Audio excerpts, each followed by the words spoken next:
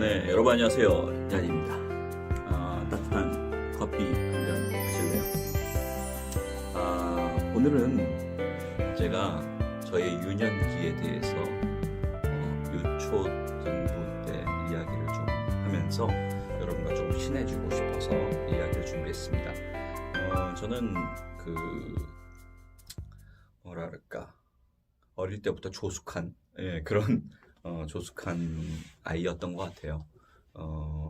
초등학교 4학년 때 이제 가판에서 파는 그 중고 서적들이 있었거든요. 중고 서적들 중에서 이렇게 들여다보니까 카네기의 뭐 인생론, 인간 조종술 뭐 이런 게 있더라고요. 그때 돈으로 한 500원 정도 줬겠나? 그렇게 해서 제가 사서 그것을 보면서 나는 커서 이러이러한 사람이 돼야 되겠다. 뭐 카네기 같은 인간이 돼야 되겠다. 그런 것이 아니라 거기는 어떤 내용들이 나오냐 하면은 그 사람과 사람이 서로 이제 대화를 할 때 예를 들어서 계약을 이제 따낼 때 이제 한 예로 계약을 따낼 때 상대방이랑 굉장히 그 계약 관계에 대해서 아주 치열하게 이야기하고 있었을 거 아니에요. 그때 갑자기 그 사람의 뒤쪽을 바라보래요. 그러면은 그 사람이 뒤에 뭐가 있나? 그리고 얘기하다 말고 딱 뒤를 돌아오다 보겠죠? 그때 다시 그 고개가 돌아왔을 때 상대방의 눈을 딱 똑바로 쳐다보면서 뭐 220만 원 계약하시죠.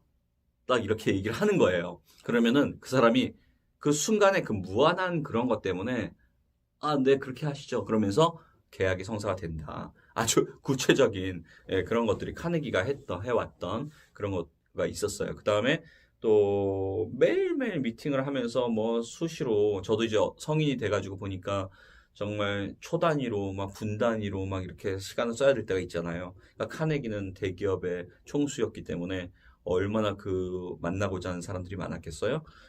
그래서 그 사람들을 만나면서 중간에 어떻게 휴식을 하느냐. 고양이처럼 완전히 다 늘어져가지고 자기 방에서 완전히 늘어진 상태로 입도 벌리고 완전히 누구한테 누구 보이는 게 아니니까 혼자만 있을 때 그렇게 한 5분, 10분만 그러고 있어라. 이렇게. 그러면 그 다음 사람 또 미팅할 때 또 힘이 나고 한다. 그런 것들을 이미 4학년 때 제가 읽고 나도 이렇게 해야 되겠다 나중에. 그리고 인간 조종술이라는 거를 제가 잘못 생각했어요. 마치 그 텔레파시 같은 걸 보내가지고 초능력으로 그 사람을 너 이렇게 이쪽 방향으로 걷게 하고 그 다음에 모자를 막 벗게 하고 그 다음에 돈을 막 저한테 막 주게 하고 뭐 이런 것들이 인간 조종술인 줄 알고 그 책을 봤는데 그게 사회생활을 하면서 사람과 사람과의 관계에서 대처하는 방법에 대해서 이야기한 책이더라고요. 여러분도 혹시 절판이 됐겠죠. 뭐 워낙 오래된 거니까 그래도 카네기에 관련된 이야기 그런 책들이 있으면 보시면 좋을 것 같아요. 그런 책을 읽으면서 나는 커서 무엇이 될 것인가, 어떠한 사람이 될 것인가에 대해서 늘 고민하면서 제가 습관적으로 두통이 지금까지도 있는데 쓸데없는 막 그런 생각을 많이 하면서 두통이 생겼어요. 그래서 어릴 때부터 엄마 나 머리 아파 맨날 엄마한테 이렇게 얘기했던 기억이 납니다. 한 번은 이런 일이 있었어요. 제가 어디였더라? 신림동에 있는 단곡 초등학교를 다니다가 명일동에 있는 신설학교인 명일초등학교로 전학을 했어요. 원래는 천호초등학교, 천호국민학교죠. 저희 때는 천호국민학교로 이렇게 갔다가 다시 거긴 사람이 너무 많아가지고 그런데 주소지를 보니까 거기 명일초등학교, 명일국민학교가 오픈하는데 새로 개교를 하는데 글로 가시죠. 그래가지고 그 순간 또 옮겨서 바로 명일로 갔더니 제가 위에 선배 하나도 없고 그렇게 이제 다른 학교에서 온 애들끼리 모인 거예요. 그렇게 해서 제가 1회 졸업생이거든요. 명일초등학교에 1회 졸업생인데 그때 왜 소위 텃세라는 거 있잖아요. 제가 가니까 먼저 와 있던 애들이 텃세를 부리기 시작하는 거죠. 뭐 요즘 왕따 문제로 굉장히 심각하고 그것 때문에 자살하는 청소년들이 많잖아요. 오늘 이 영상을 보면 그 자살하려고 혹시라도 생각했던 학생들이 나도 극복해야 되겠다. 이런 생각을 했으면 좋겠어요. 뭐냐면은 제가 딱 갔더니 저보다 키가 큰 놈이 하나 있었어요. 제가 그렇게 큰 키가 아니었거든요. 지금이야 크지만 초등학교 때는 그렇게 큰 4학년, 5학년 때는 그렇게 큰 키가 아니었어요.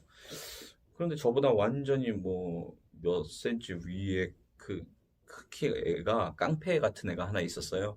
예, 우리 학교 다닐 때는 그런 거 있었잖아요. 한 반에 어, 70명, 70명, 80명 막 그러지 않았어요? 그걸 오전반, 오후반 뭐 그렇게 나눠가지고 했는데 그 중에서 같은 반인데 키가 크고 깡패 같은 놈이 쓱 오더니 야 따라 나와 이러는 거예요. 그래가지고 끌려갔어요 제가. 그 학교 뒤편에 보면은 쓰레기 소각장이 있습니다. 그럼 애들은 꼭 싸울 때 그런 데서 싸우더라고요. 그래가지고 제가 갔죠. 근데 마음으로는 되게 겁이 났어요. 아씨, 여기 맞으면 어떡하지? 내가 성격이 있는데 말이야. 내가 지금 맞을 순 없지. 딱 그러고 왜 삐딱하게 서가지고 왜 불렀어? 나 이러는 거죠. 그러니까 요 새끼 봐라 이거. 그러면서 야 너 죽을래? 뭐 그때 당시에 애들끼리 뭐 죽인다 뭐 만다 뭐 그러잖아요. 그러면서 이제 주먹을 확 휘두르는 거예요. 피했죠. 그 당시에 이제 제가 태권도를 조금 이제 막 시작할 때, 할 때는 아니고, 전 진짜 할 때는 아니고, 이제 시작하는 단계에 뭐 노란띠 정도 됐을까? 노란띠 정도 됐을까? 뭘 알겠어요. 근데 내가 태권도를 한다는 마음이 있으니까, 좀 안심이 되더라고. 내 태권도 무도인인데, 그러면서 싹 피했어요. 그러면서 어쭈 뭐 그러면서 이러는 거예요. 그래서 야 나는 무도인이니까 네가 먼저 나를 때리면 내가 너를 때려도 되지. 그러면서 이제 하면서 싸움이 시작된 거예요. 걔는 키도 나보다 크고 애들 이미 짱을 먹은 거예요. 학교에서 짱을 먹은 애인데 이제 제가 딱 보기에 아마 그때도 그랬나 봐요. 그때도 좀 자기가 마음대로 요리할 수 없는 그런 인상이었는지 좀 티껍게 생각하더라고요. 아니 꼽게 생각하더라고요. 그래서 저를 길들이기 위해서 그쪽으로 불렀는데 제가 이제 계속 반항하고 하니까 이제 결국엔 애들이 싸우다가 서로 막 얻어 터지고 서로 막 그러다가 애들이 말려가지고 승부를 못 냈어요. 네, 승부를 못 내고 그러고 이제 그 다음 날이 됐죠. 학교 가기 정말 싫은 거예요. 어떻게 해요? 학교 또 가야지. 갔는데 뭐 지도 조금 그런 걸 느꼈는지 저한테 그 다음 얘기를 안 하더라고요. 그래서 저도 말 안 했죠. 어, 그런 일이 있고 나서 한 달인가 두 달 뒤에 이제 저는 계속 태권도를 계속 배우고 있잖아요. 빨간 띠가 되고 그러면서 이제 또 어떤 좀 나쁜 놈이랑 저는 항상 나쁜 놈이랑만 싸우니까 착한 애들은 되게 잘해주거든요. 그래서 나쁜 놈이 나타나가지고 계속 야 네가 뭐 태권도를 하면 얼마 해? 뭐 그러면서 제가 또 그랬죠. 야 나는 무도인이니까 네가 먼저 날 공격해. 그 다음에 내가 때리는 거에 대해서 어떻게 하지 마라. 얘기하지 마라. 그렇게 얘기하고 걔가 비웃으면 아이고 웃기고 있네 이 새끼가 막 그러면서 주먹을 확 휘둘러요. 그래서 딱 피해가지고 그냥 밟아버렸죠. 그러니까 그런 일이 있으면서 이제 명일 초등학교에서는 그래도 뭐 왕따 당하지 않고 잘 다녔어요. 이제 중학교를 이제 넘어갑니다. 중학교 갔는데 동신중학교라는데 제가 배정이 됐어요.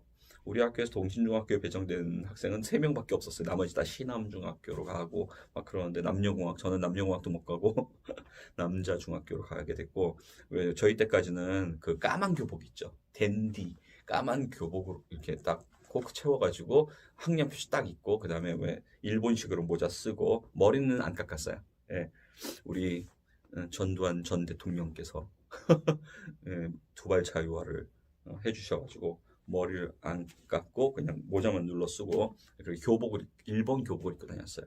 그러다 그 다음 해 교복도 자유화가 됐죠. 그랬는데 중학생들이 여기저기서 막 모이니까 그 질풍노도의 시기잖아요. 싸움 한번 붙었다 하면 완전히 무슨 조폭 저리 가라예요. 뭐 유리를 빼가지고 막 때리고 막 어디서 뭐 누가 뭐 머리가 찍혔다, 뭐 피를 흘리고 뭐 장난 아닌 거예요. 그래가지고 그때 딱 생각했죠. 조심해야 되겠다. 내가 초등학교 때처럼 그렇게 애들이랑 싸우면 안 되겠다. 그러면서 이제 좋게 좋게 지내려고 하는데 어느 날 갑자기 한가한 그 오후였어요. 이제 체육 시간이었는데 체육 선생님이 뭐 잠깐 어디 가셨나? 그래가지고 햇볕을 쬐면서 다 이렇게 앉아 있었는데 1학년 때 같은 반이었던 놈이 2학년이었을 때 시비를 거는 거예요. 그러면서 자기한테 고분고분하지 않는다고. 저는 이미 키가 클 때로 컸죠 그때는. 그래가지고 그때 제가 그 걔랑 싸움이 붙어가지고 돌멩이로 머리를 맞은 거예요. 돌멩이로. 네, 저는 무도인이기 때문에 오직 손이나 주먹이나 아니면 발로만 했었는데 얘는 갑자기 돌을 짚더니 저를 찍은 거예요. 그래가지고 제가 완전히 큰 타격을 입고 저희 반으로 갔죠. 애들 막 쫓아오고 막 그 반 애들 막 쫓아오고 저 막 도망, 응? 도망 아닌 도망이죠. 바로 한 층만 가면 우리 반이니까. 그래서 야, 나 쟤네 반한테 지금 맞았다. 그러니까 우리 반 애들이 또 흥분해가지고 완전 반대 반으로 막 싸우고 그런 일이 한 번 있었어요. 그래도 2학년 때 담임 선생님이 저희 어머니가 학교 선생님이라고 해서 굉장히 좀 뭐랄까 보호를 해줬어요 저를. 그래서 얘가 분명히 그런데 이유가 있을 것이다 이렇게 생각하고 굉장히 보호를 많이 해주셨던 그런 기억도 있고. 그러면서 이제 고등학교를 또 진학을 했죠. 예, 고등학교를 진학을 했는데 유년 얘기만 하려고 했는데 이제 고등학교까지 갑니다. 예, 고등학교 가서는 이제 큰일 나죠. 그렇게 싸우면은 죽습니다. 실제 어떤 일이 있었냐면은 저희가 이제 배제 고등학교였는데 고등학교 애들끼리 옆에 또 무슨 상고랑 그땐 상업고등학교가 있었어요. 싸움이 붙었어요. 그래가지고 이제 저는 그 현장에 있던 게 아니라 그 서울 승합이라는 그 종점이 있는데 버스 종점인데 거기를 다 불태워버렸대요. 그 버스 하나를. 예. 그때 싸움은 애들이 완전히 그런 식으로 싸우고 그때 저는 이제는 뭐 주먹 쥐고 싸우는 거는 이제는 그만해야 되겠다. 큰일 나겠다. 이런 생각을 했었죠. 결국에는 그 왕따 문제는 그런 것 같아요. 그때도 제가 조금 불쌍하게 생각하고 보호해줬던 왕따 애들이 있었거든요. 그런 애들은 약간 발달이 지능도 그렇고 신체적으로 발달이 좀 늦은 애들이 많았어요. 그런 애들은 보면은 이제 부모님이 어떤 부모님인지 모르겠지만 잘 안 씻기고 냄새도 나고 그리고 콧물도 흘리고 막 중학생이 그러니까 왕따가 되는 게 어떻게 보면 좀 당연하다라고 볼 수 있는데 무리 중에 있으니까 그 중에는 착한 애들도 있고 또 나쁜 애들도 있잖아요. 그러니까 그렇게 매일매일 당하는 애들이 있는 것 같아요. 그랬을 때 저는 좀 도와주는 입장이었고 그랬는데 그럴 때는 저도 아까 그 쓰레기 소각장에서 이렇게 좀 분노가 분출하면서 뭔가 내가 여기를 지켜야 되겠다라는 어떤 그런 마음으로 뭔가 이렇게 했던 그 이유는 뭐냐면은 그게 원동력이 됐던 거는 정말 내 안에 있는 그 깊은 곳에 있는 자존감, 내가 너까지 거 때문에 내가 학교를 내가 안 나오거나 아니면은 너한테 주눅 들어서 학교 다닐 것은 아니다 이런 생각하면서 그냥 다닌 거예요. 그러니까 그런 것들이 표출이 돼가지고 그게 뭐 싸움이 돼서 쥐어 터지든 아니면은 뭐 맞든 그 저는 그런 적도 있어요. 아까 얘기하다가 뭐 다 얘기한 건 아니니까 중간에 어떤 일도 있었냐면은 걔 매일 싸우는 거예요. 한 놈이랑 매일. 그 나중에는 걔가 지쳐가지고 예, 제가 더 많이 맞았거든요. 근데 지쳐가지고 지가 안 하더라고. 저랑 쳐다도 안 보고 얘기도 안 걸더라고. 그런 경우도 있었어요. 그렇지만 물론 이제 싸워라 뭐 이렇게 이게 아니라 내 안에 스스로의 자존감, 내가 너 같은 놈 때문에 이 학교 다니는 거 방해받을 그런 존재가 아니다라는 생각으로 깊이 그런 자존감이 있다면 여러분들이 어떻게 해야 될지 행동을 어떻게 해야 될지 이런 것도 아마 다음에 나올 거예요. 그리고 일단은 싸우는 것보다는 다 같이 잘 지내는 게 좋잖아요. 그래서 이 착한 친구들이 원하는 게 뭐고, 다 같이 이 무리들이 이 그룹에서 요즘 뭐 한 반에 20명밖에 없다 그러니까 이제 다 알 거 아니에요. 서로가 서로를.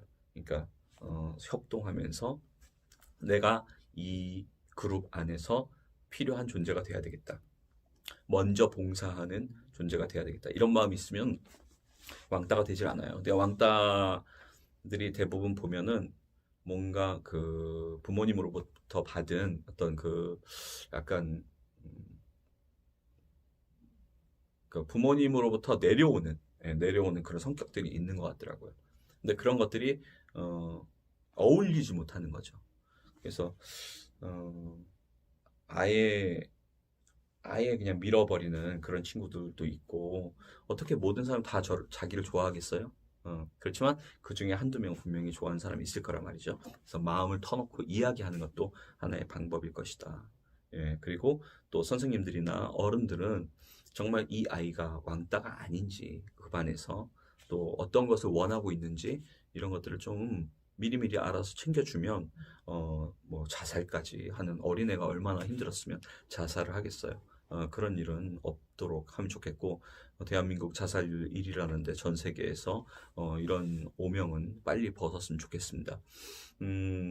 그래서 그러한 자존감, 그런 것들이 제가 성인이 될 때까지도, 그 다음에 유학을 가서 아까 전에 에피소드 얘기했었죠.